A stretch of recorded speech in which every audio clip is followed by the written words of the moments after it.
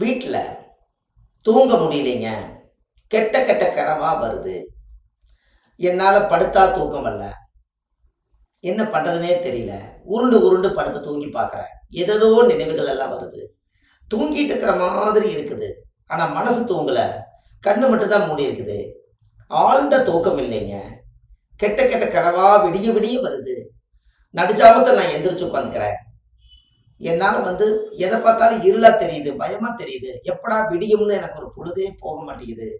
இப்படியெல்லாம் உங்களுக்கு ஏதாவது இருந்துச்சுன்னா இதுக்கு ஒரு பரிகாரம் சொல்கிறேன், நீங்கள் எழுதி வச்சுக்கோங்க. இந்த பரிகாரம் மிக அற்புதமான பரிகாரம். இதை நீங்கள் செஞ்சு பாருங்க, நிம்மதியாக தூங்குவீங்க. இப்போ இந்த பரிகாரத்தை நீங்கள் தெரிஞ்சுக்கணும் அல்லவா? உங்களுடைய வாழ்க்கையில் இதை நீங்கள் முக்கியமாக தெரிஞ்சுக்கணும். பழனி மலையில் போகர் சமாதி அங்கே இருக்குது.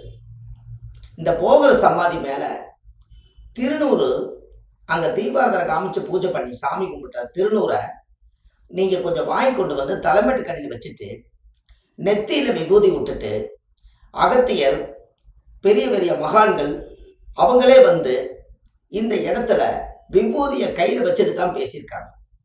ஆனால் போகர் ஒருத்தர் மட்டும்தான் நவபாசனத்தில் முருகர சிலையை உருவாக்கி கந்தன் திரு நீர் அணிந்தால் வந்த வினை ஓடிவிடும். அப்ப கந்தன் திரு நீர் அணிந்தால் வந்த பிணி ஓடிவிடுமா. அப்ப காத்து, கருப்பு, பில்லி, சூனியம், நம்மளுக்கு மாந்திரீகம், எல்லா தோஷங்களையும் நீக்கக்கூடியது. அகத்தியருக்கே திருநூறு தான் பிரசாதமா அவர் வாழ்க்கையில ஒரு சொத்தா உடம்புல பூசியிருக்காரு. அவரே போகர மிகப்பெரிய ஒரு வழிபாட்டு ஸ்தலமா கையெடுத்து கும்பிட்டுருக்காங்க. அப்ப எவ்வளவு பெரிய நட்பு வச்சிருப்பாங்கன்னு பாருங்க. போகருக்கு மட்டும்தான் அந்த பவர் உண்டு.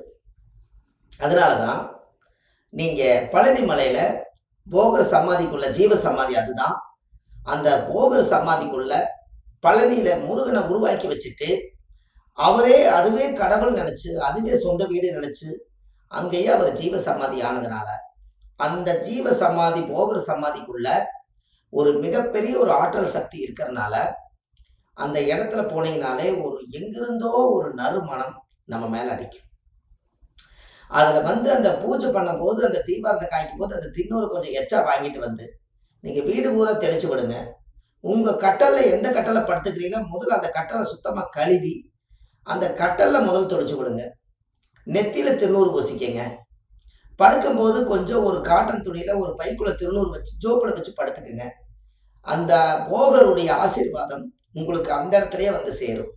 இப்படி செஞ்சு பாருங்க, உங்களுடைய வாழ்க்கையில கெட்ட கனவே வராது. இதெல்லாம் ஆதி காலத்துல எளிமையான பரிகாரம்.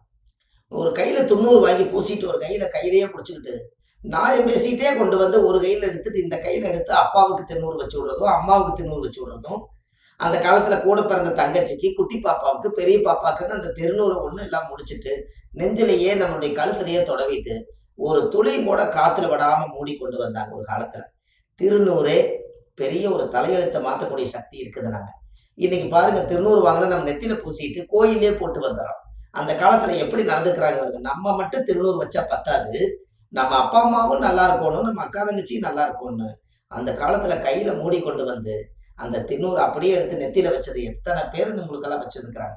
நீங்க பாட்டுக்கு வேலை செய்வீங்க, அவங்க பாட்டுக்கு கொண்டு வைப்பாங்க. அதுல ஒரு பாசம் தெரியுதா இல்லையா?